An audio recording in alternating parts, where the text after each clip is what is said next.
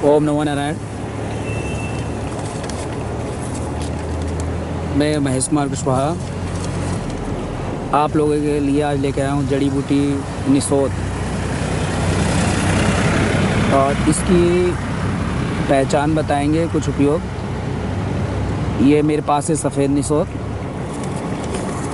और इसको त्रिव्रत के नाम से भी जानते हैं और साइंटिफिक नाम है ओपेरक्यूलिना टर्पेथम।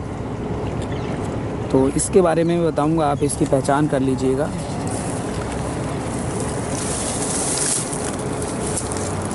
इसके फूल आपने देख लिए,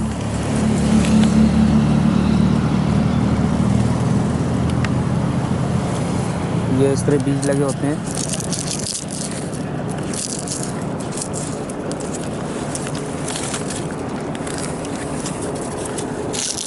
इसमें ये फल होता है, कवर होता है, इसके ऊपर 3 बीज होते हैं ना, देखिए 1 2 और ये 3 इस तरीके से बीज होते हैं। जैसे ये इसके फल हैं, इसके 1 बीज हो सकता है,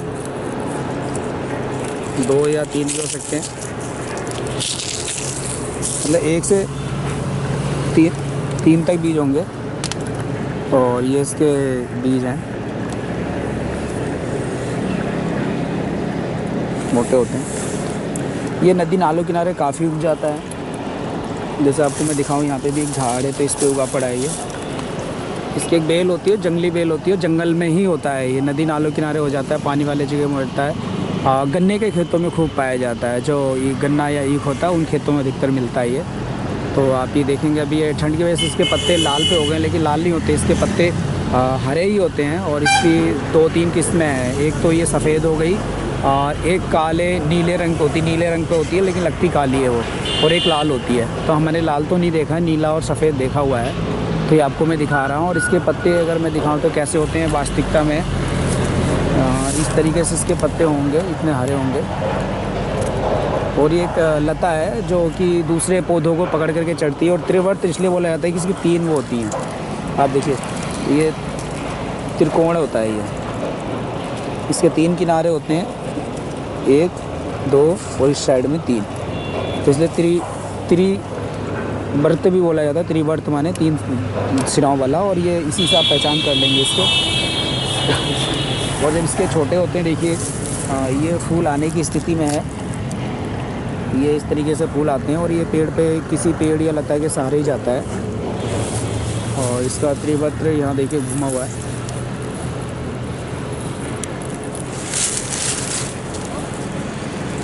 देख सकते हैं। तो इसका जो प्रयोग है, इसका जो स्वभाव होता है कड़वा होता है और गर्म होता है, ये चरपड़ा रेचक रस होता है, तीक्ष्ण होता है। इसके बहुत सारे उपयोग हैं, जिसमें मल का स्तंभक, गृहिणी, कृमि, कफ, प्लीहा, ज्वर, पित्त, उद्राव्रत, शोथ, कुष्ठ, हृदय रोग आदि का नाश करता है ये।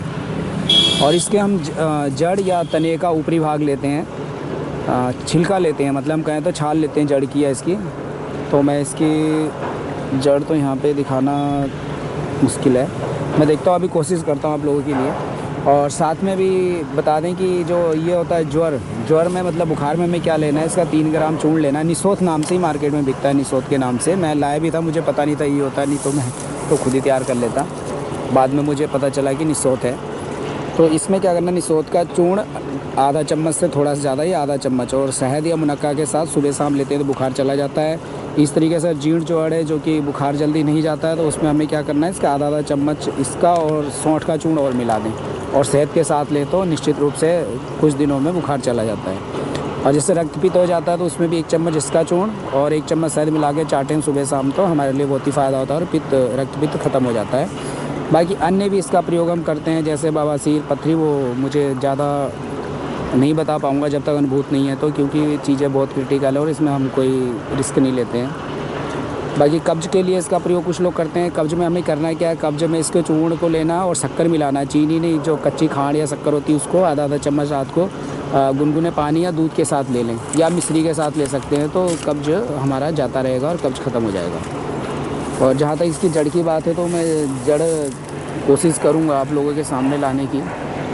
तो अभी इसकी जड़ पता भी नहीं चल पाती कहाँ से निकली है, तो मुश्किल है। तो इसको हम जड़ यूज करते हैं, और अगर किसी को चाहिए होगा तो मैं जड़ और बीज अवेलेबल करवा दूँगा। हाँ, अभी तो नहीं है तो करना पड़ेगा इसको। और मुझे लग रहा है यहाँ से देखिए इसकी जड़ ले भी गए लोग खोद करके, तो यहाँ से इसकी जड़ की खुदान भी हुई है। ये जानकार लोग ले जाते रहते हैं, और यहाँ से भी देखिए ले गए हैं लोग निकाल करके। और इसकी जड़ आपको हम दिखाएं तो ये इसकी जड़ है जो कि गोलाई में चली जाती है, और यही असली काम की है। ऊपर के तने से ज़्यादा देख रहे होंगे जड़ जा रही है, तो ये हमारे निसोत की जड़ है। देखें तो ऊपर जाके ये त्रिवर्त में बदली हुई है, ये देखिए। तो इस जड़ को हम लोग क्या करेंगे, इस जड़ को यहाँ से देखिए खोदा गया, मैं कह रहा था आपसे। तो इसके अंदर से दूध भी निकलेगा काफ़ी। तो देखिए थोड़ा सा ये खींचने पे टूट गया, तो इसमें से दूध निकल रहा है।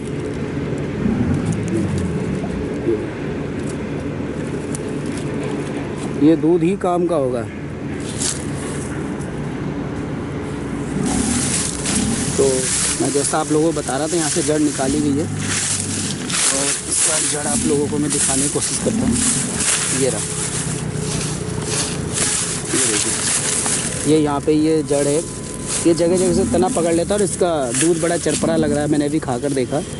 तो जो निसोत मार्केट में आती है वो तो इसके तने आते हैं। मैं आपको बताऊं कि वो लोग इसका तना काट करके पंसारी को बेचते हैं, और वो देते हैं रियल में इसकी जड़ ये छोटी जड़ है, इससे मोटी लंबी जड़ें भी होंगी इसकी, और ये आसानी से मिल जाता है। और देखिए मैं तो जहाँ पे जड़ी बूटी ढूंढता हूँ लाता हूँ, वहाँ नेचुरली प्राकृतिक रूप से होता है।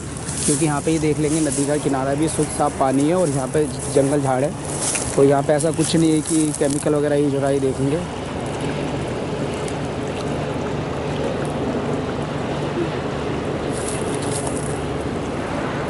ये मदार के पेड़ पे छाया हुआ निसोत है। इसके फूल भी जब अभी 1-2 महीने पहले आए होंगे बरसात में, बड़े अच्छे लगते हैं। आपको बताओ, अब ठंड पड़ते जाएगा तो सूखता चला जाएगा। फिर उसके बाद इसमें बीज से फिर नए पौधे उगते हैं बरसात में। तो जैसे जैसे गन्ने की फसल ख़त्म होती है, ये भी ख़त्म हो जाता है। तो आप इनका सेवन कर सकते हैं, और इसका प्रयोग करिएगा, और इसका लाभ उठाइएगा। मुझे जहाँ तक जानकारी थी मैंने आप लोगों से शेयर करी है। बाकी आगे इसके बारे में जो कोई अनुभूत नुस्खा होगा तो हम बताएंगे। इसका बीज और जो तना है वो मैं कोशिश करूँगा इकट्ठा करने की, कलेक्ट करने की, क्योंकि बहुत ज़रूरी है। क्योंकि अभी सीज़न में मिल जाएगा, बाद में ना तो इसके बीज मिलेंगे ना ही जड़ मिलेगा। तो आप लोगों ने ये वीडियो देखी, बहुत बहुत धन्यवाद। और आप लोग इसे शेयर करना ना भूलिएगा। जय हिंद, जय भारत, जय आयुर्वेद।